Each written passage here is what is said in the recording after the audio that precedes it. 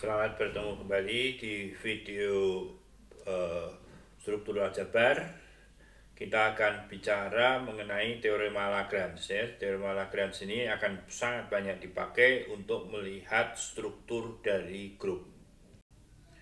Nah, sebelum kita bicara lebih lanjut, kita ingin membangun suatu relasi ya, relasi di dalam sembarang himpunan. Relasi dari sembarang himpunan. Jadi apa yang dimaksud relasi? Jadi kalau S itu himpunan sembarang,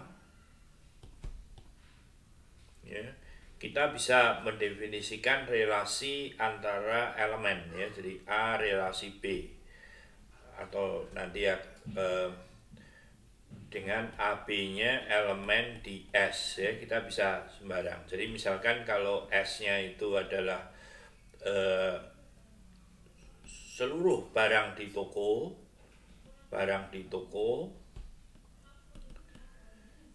kemudian dua buah barang itu berelasi jika dan hanya jika kalau A dan B mempunyai harga yang sama.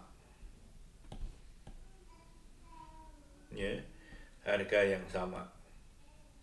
Jadi kalau kita lihat ini adalah seluruh barang di toko, maka di kelompok ini ada barang yang harganya sama, begitu ya, gitu.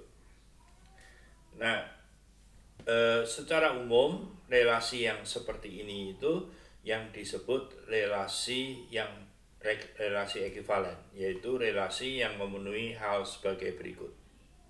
Misalkan S tidak kosong ya, ya seharusnya tidak terlalu perlu, oke.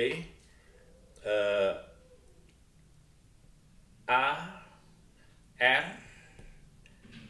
disebut relasi ekivalen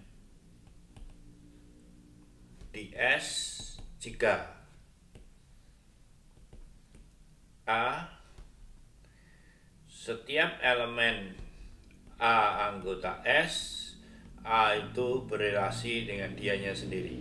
B, untuk setiap A, B anggota S dan A berelasi dengan B, maka B itu berelasi dengan A.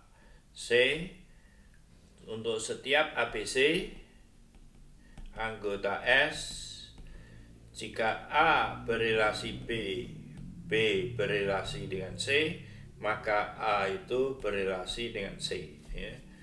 Jadi ini yang disebut sebagai refleksitas ya. Ini simetri karena kembali seperti itu, dan ini transitif ya. Nah, contoh relasi yang seperti ini tadi adalah harga barang itu. Tentu saja barang A dengan barang A tentu harganya sama. Kalau harga barang A sama dengan harga barang B, maka harga barang B sama dengan A. Kalau harga barang A sama dengan harga barang B dan B sama dengan C, tentulah harga barang A sama dengan C. Nah, di sini akibatnya nanti ya, sifat yang seperti ini itu disebut sebagai relasi ekivalen ya, relasi ekivalen, dan ini akan membagi S atas kelompok-kelompok seperti yang tadi itu ya. Nah,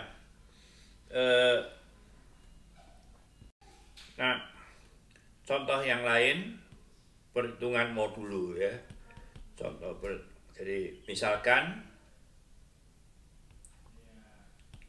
N bilangan asli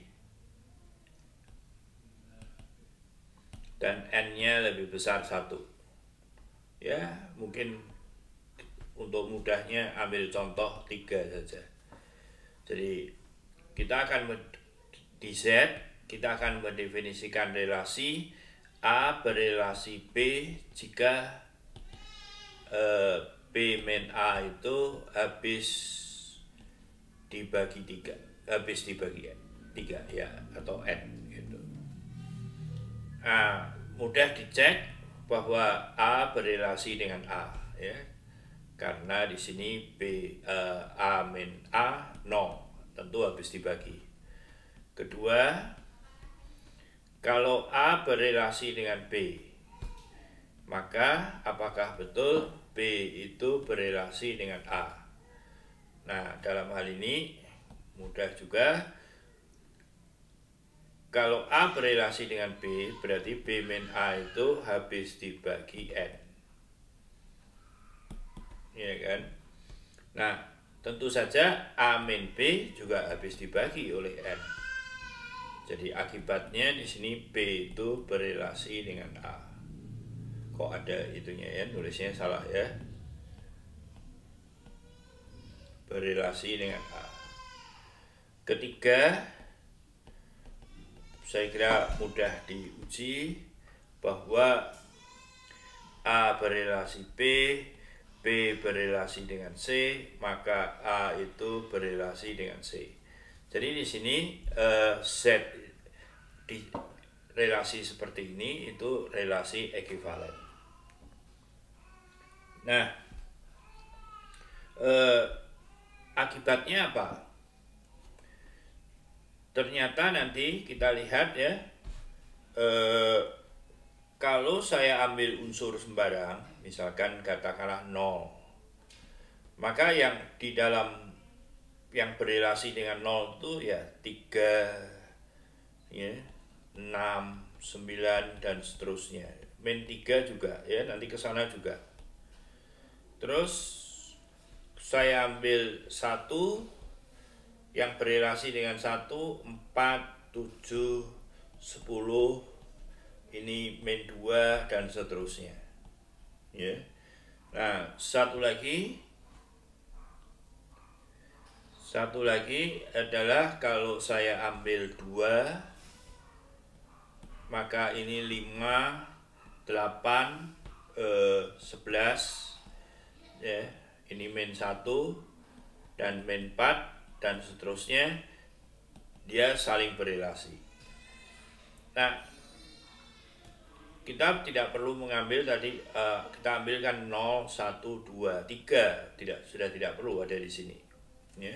Jadi Z itu terbagi habis ya, tidak ada, semua elemen Z itu ada di salah satu dari ini ya, terbagi habis di salah satu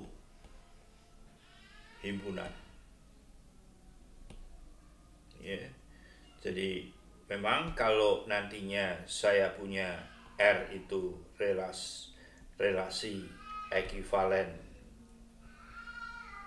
di S ya, maka S itu akan terbagi gabungan dari saya sebut gini saja, yaitu A, semua A anggota S, di mana A itu berelasi dengan B dan B-nya anggota dari S. Jadi ini ternyata nanti tidak perlu semua ya, tidak perlu semua. Dalam kasus tadi cukup 3 unsur saja, yaitu 0, 1, 2 ya. Nah, perhatikan bahwa kita bisa buktikan nanti berikutnya di layar berikutnya ya. Jadi kita tadi ambil B dan C itu anggota S ya, relasi ekivalen. Kemudian saya kumpulkan semua X anggota S, di mana X itu berelasi dengan B. Dan yang satu lagi X anggota S, di mana X itu berelasi dengan C. Nah, ini saya tulis begini ya, kelas atau himpunan yang memuat B ini saya tulis C, yaitu himpunan yang memuat C. Ya. Jadi di sini itu B dan semua unsur yang berelasi dengan B. Ya. Nah, kita ingin memperlihatkan kalau B diiriskan dengan C itu tidak kosong, maka B itu berelasi dengan C. Ya. Mengapa begitu? Kita lihat buktinya. Kalau X anggota kelas B iris kelas C, artinya adalah X itu berelasi dengan B, X itu juga berelasi dengan C. Ini boleh saya balik kan? Boleh saya balik menjadi B berelasi dengan X. Jadi B berelasi dengan X berelasi dengan C. Kesimpulannya dengan transitivity B itu berelasi dengan C. Ya. Jadi kalau saya nanti ambil unsur yang tidak berelasi, ya jika B tidak berelasi dengan C, ya ini mudahnya menulis saja, maka kelas yang memuat B dan kelas yang memuat C itu kosong. Ya. Dan tadi sekali lagi S itu gabungan dari himpunan-himpunan yang saling lepas. Z tadi, Z dengan N-nya sama dengan 3, maka Z itu terdiri dari 0, kelas 1, kelas 2 ya. Dan ini akan sama saja dengan kelas 3, ini sama saja dengan kelas yang memuat 4, ini kelas ini 5. Ini sama dengan 6, 7, dan 8. Ya, dan demikian seterusnya. Jadi Z itu hanya terdiri dari 3 unsur ini saja.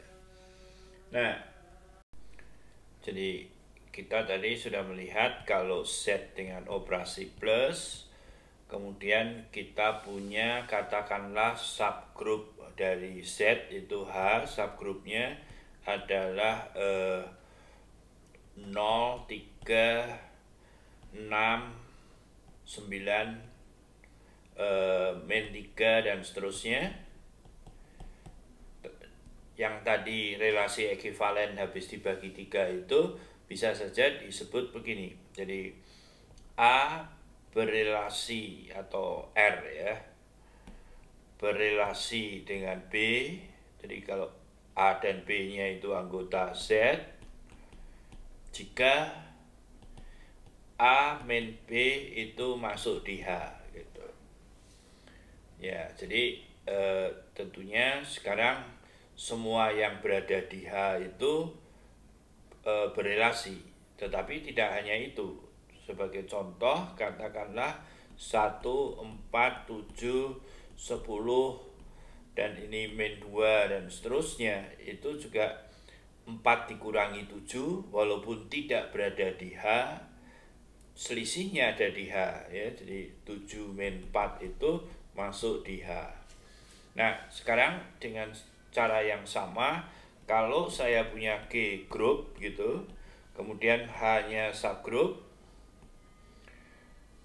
kita ingin mendefinisikan A di B, A dan B berada di grup, A berelasi dengan B jika kita perumum ini, yaitu A B inverse berada di H ya.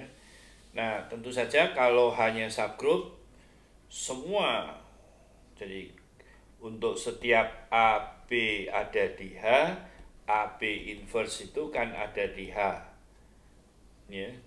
Dengan demikian A itu berelasi dengan B. Maaf, ini mungkin karena definisi, jadi ini jika dan jika ya.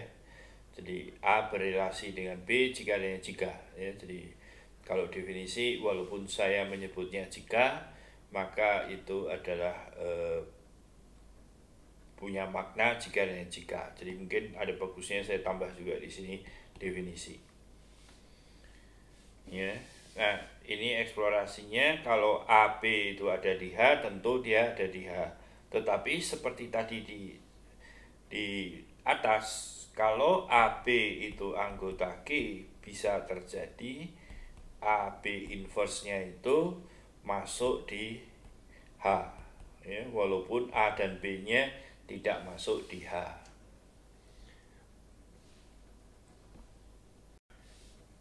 Jadi sekali lagi saya tuliskan di sini definisinya: Q group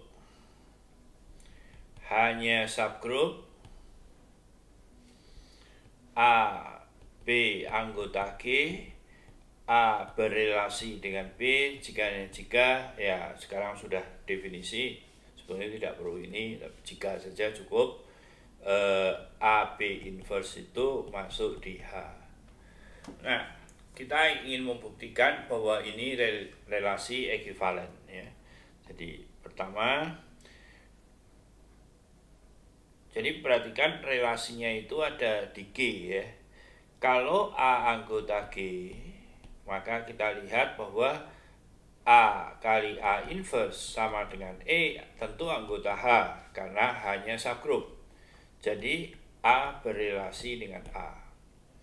B, kalau A, B anggota Q dan mereka berrelasi, ya, jadi mungkin ini tulisnya A berrelasi B, artinya seperti ini, maka inverse-nya yaitu B A inverse, inverse-nya dari ini itu juga masuk di H, ya. Dengan demikian kita lihat bahwa kalau ini adalah A relasi B seperti ini, maka ini B relasi A, gitu. C, saya kira sama. Kalau kita punya ABC anggota Q, kemudian A berrelasi dengan B, B berrelasi dengan C, langsung saja di sini AB main inverse masuk di H, BC inverse masuk di H. Nah, kalau dia masuk di H, maka kita lihat bahwa AB inverse kali BC inverse itu juga masuk di H. Tetapi ini adalah AC inverse anggota H. Dengan demikian A itu berrelasi dengan C. Jadi kesimpulannya adalah R itu relasi ekuivalen.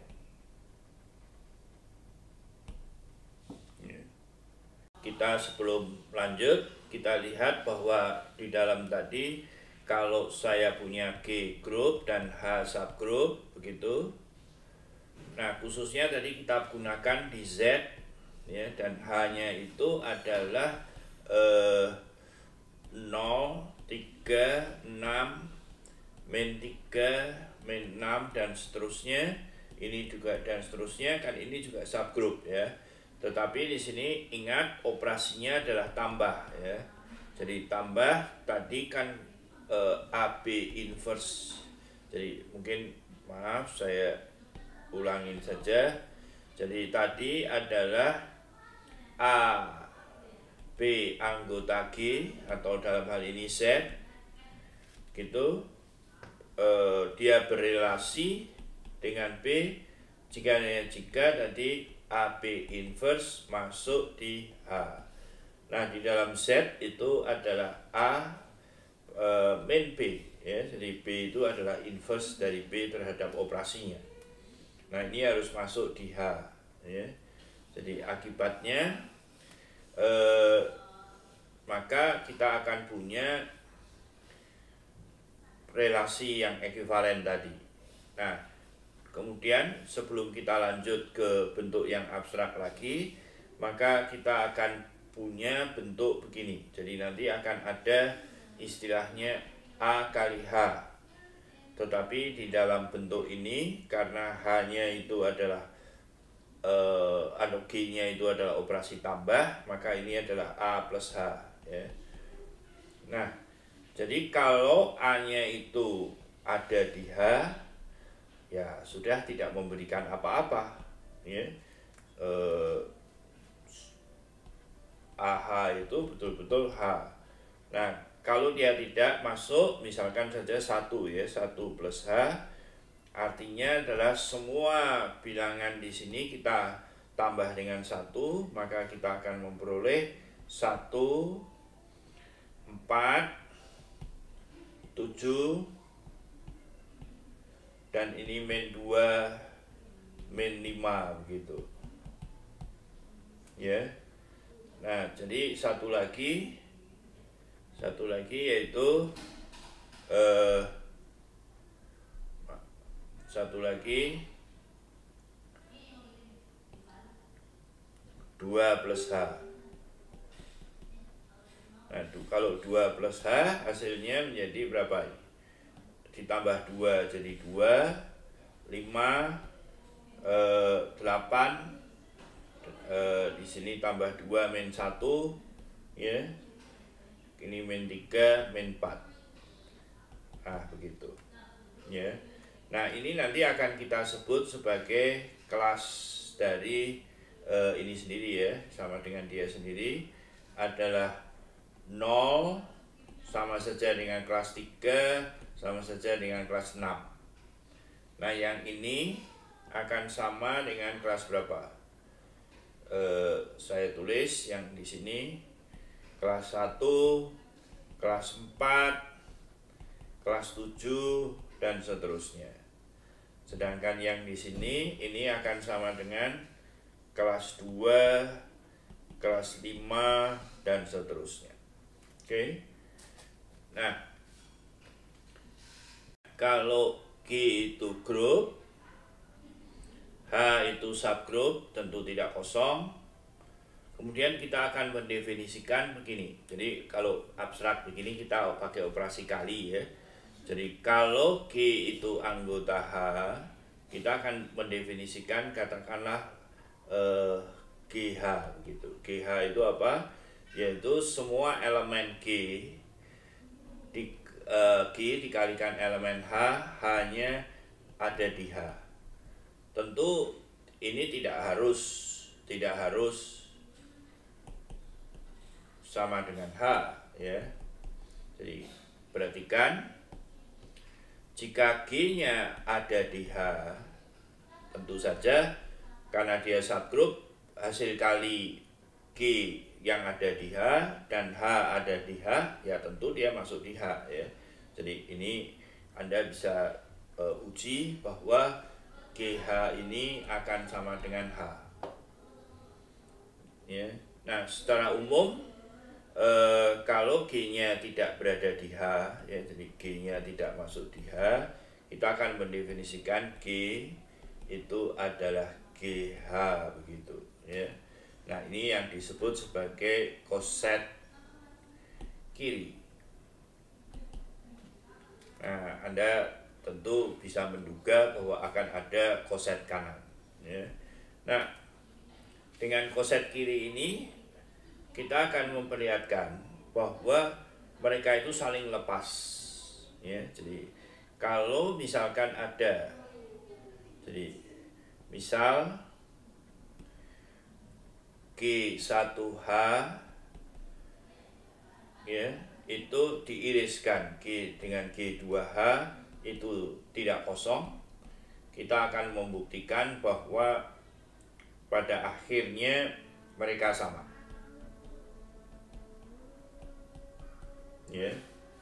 Atau dengan kata lain, kalau saya kalikan dengan G inverse, maka ini G2 inverse G1H sama dengan H, atau dengan kata lain G2 inverse kali G1 itu harus masuk di H.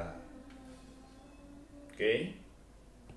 Nah, kita buktikan yang ini. Jadi mulai dari sini. Jadi misal ada X anggota G1H diiris G2H. Jadi X-nya itu tentunya sama dengan G1H1 untuk suatu elemen H1 di H. Dan karena dia juga berada di sini, maka dia bisa saya tulis sebagai bentuk begini. Dengan H2-nya juga masuk di H, ya. Jadi kalau ini saya kalikan dengan G2 inverse dari kiri, gitu, hasilnya begini. Kemudian saya kalikan G2 inverse kali G1 H2 H1 inverse. Nah ini semuanya ada di H, ya, ini ada di H, ini ada di H, inverse-nya juga masuk di H. Jadi hasil kalinya juga masuk di H. Dengan demikian ini ada di H. Ya, jadi kita sudah membuktikan itu. Oke. Nah, jadi kalau dia tidak kosong, dia harus sama. Ya. Walaupun ini saya masih belum membuktikan yang ini sebetulnya, ya. Baru implikasinya bahwa kalau dia sama maka dia begini, maka dia begini, maka ini sudah terbukti. Tetapi bahwa ini sama mungkin baik buat latihan.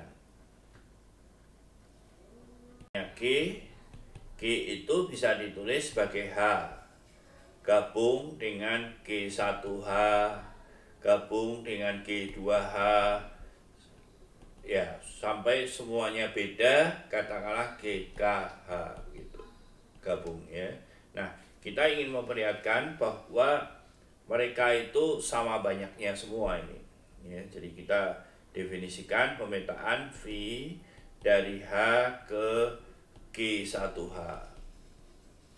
Jadi kalau di sini kita punya X, kita petakan menjadi G1X gitu. Nah, kita ingin menunjukkan bahwa dia satu-satu dan pada.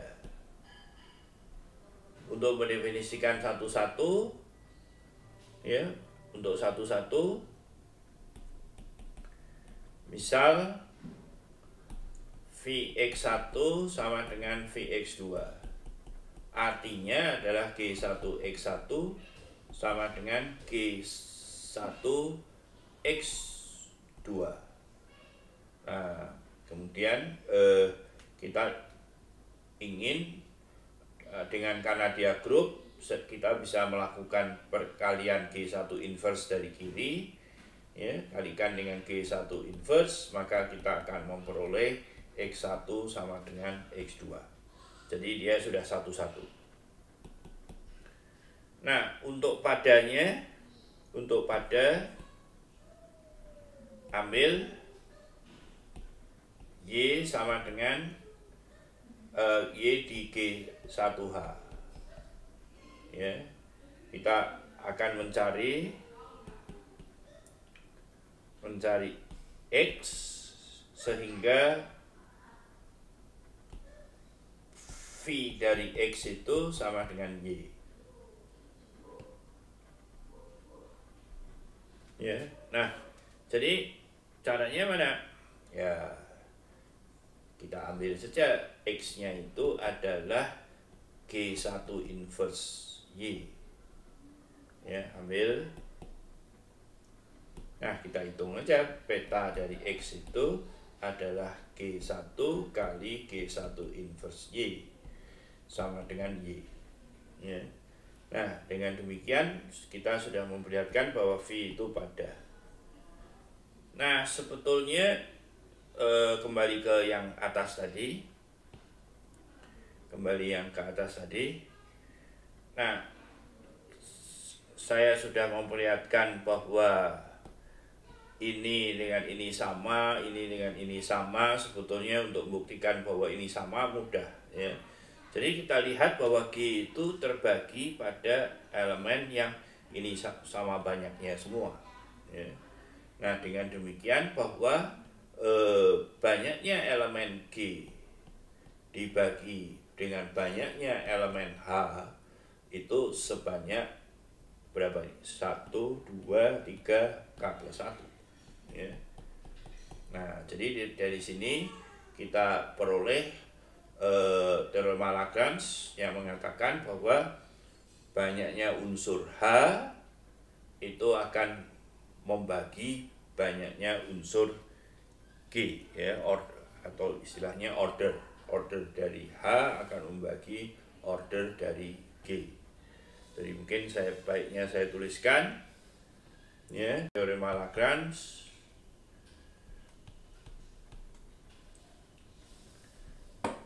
jika G grup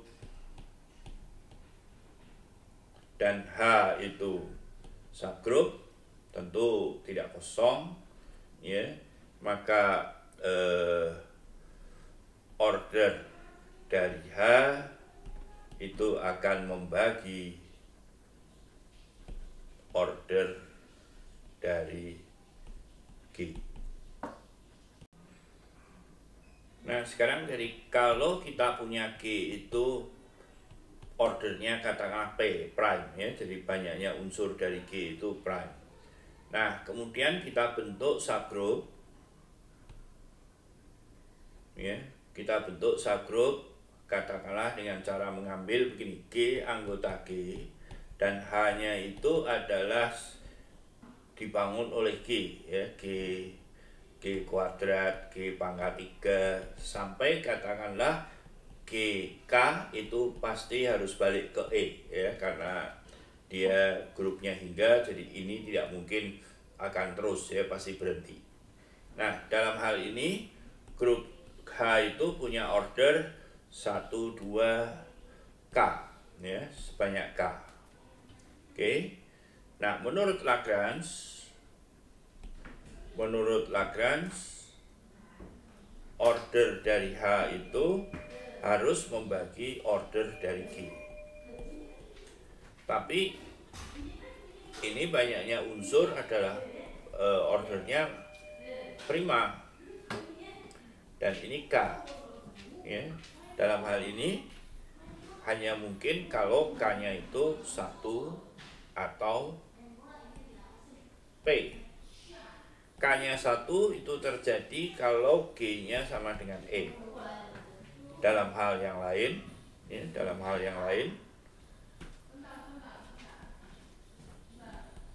maka tentulah K-nya itu sama dengan P. Dengan demikian H-nya itu harus sama dengan G ya. Jadi dengan demikian grup G itu harus punya bentuk seperti ini.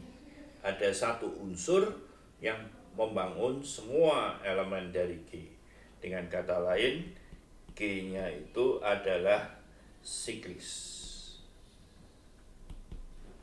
ya.